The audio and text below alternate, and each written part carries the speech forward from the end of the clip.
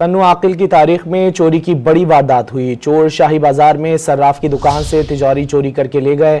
सर्राफ के मुताबिक तिजोरी में 200 तोले सोना, 1 किलो चांदी, लाखों रुपए नकदी और प्राइज बॉन्ड मौजूद थे। इस बारे में मजीद जानेंगे डॉन न्यूज के नुमाइंदे उबैदुल्ला शेख से। उबैदुल्ला, क्या तफसीलात है?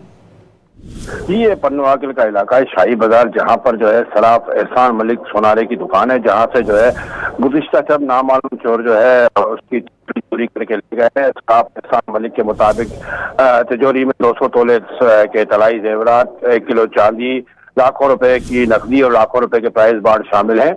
उनका कहना था कि रात वो दुकान बंद करके गया तो दुकान में तिजोरी मौजूद थी, ताहम अभी आकर उन्होंने दुकान खोली तो तिजोरी गायब थी। वाकई की इत्तला मिलते हुए ही डीएसपी पन्नू आकिल, अब्दुल पुलो और एसएचओ पन्नू आकिल और पुलिस की भारी जमीयत के हमरा जो है चाहे वो पर पहुंचे, उन्होंने मुआयना किया है। जबकि इलाके में जो है इस चोरी की बड़ी वारदात पर जो है इलाके के अवाम में बड़ी तशवीश पाई जाती है। जी, बहुत शुक्रिया उबैदुल्ला शेख इन तफसीलात के लिए।